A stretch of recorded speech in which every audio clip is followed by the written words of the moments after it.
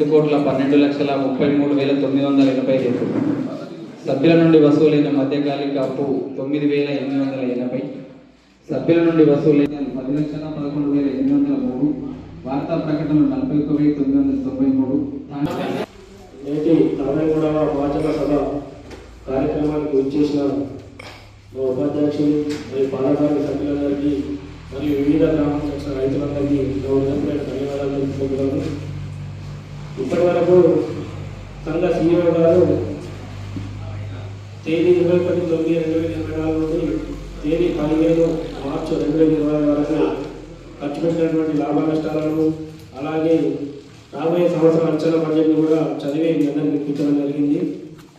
అలాగే సంఘం యొక్క పరిస్థితులు మనం ఎప్పటికప్పటికీ ప్రతి 6 నెలలకు ఒకసారి మీ అందరికీ సంఘం యొక్క ఆర్థిక పరిస్థితి కూడా వివరించడం జరుగుతుంది.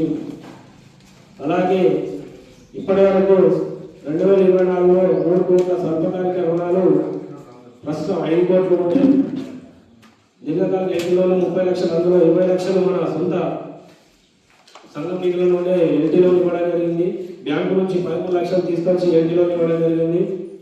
అలాగే 2020లో మనం దాదాపు 5 లక్షలు బ్యాంకు కట్టాల్సి ఉంది, 5 కోట్లు. 2020 నుండి ప్రతి 6 నెలలకు ఒకసారి మనం ఇంట్రెస్ట్ వడ్డీ వసూలు కారణంగా అట్టి వ్యత్యాసం 2,30,00,000 దిగి వచ్చింది. లేకుంటే మనం 6 నెలలకు ఒకసారి ఇంట్రెస్ట్ వసూలు లేకుంటే ఈ వ్యత్యాసం అనేది ఇంకా పెరిగిపోయి మనం ఎటువంటి ఆర్థిక లావాదేవీలు జరపని పరిస్థితిలో ఉంటుంటుంది. కావున 5 కోట్ల నుండి 2,30,00,000 వరకు ఈ ఇంట్రెస్ట్ వల్ల మనకు వ్యత్యాసం దిగిపోయింది. అలాగే గత 5 సంవత్సరాలుగా మేము చేపట్టిన నిర్మాణాలు మన సొసైటీ బిల్డింగ్ 80 లక్షలతో నిర్మాణం చేపట్టాం.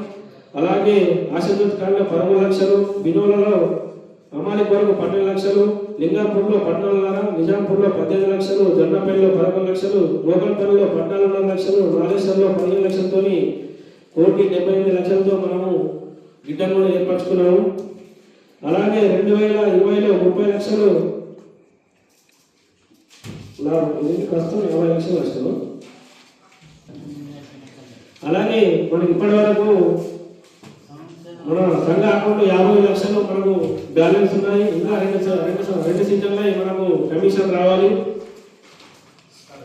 అలాగే గత తెలంగాణ ప్రభుత్వం ప్రవేశపెట్టినటువంటి రైతు రుణమాఫీలో కొందరికి రుణమాఫీ రాక చాలా ఇబ్బందులకు గురవుతున్నారు.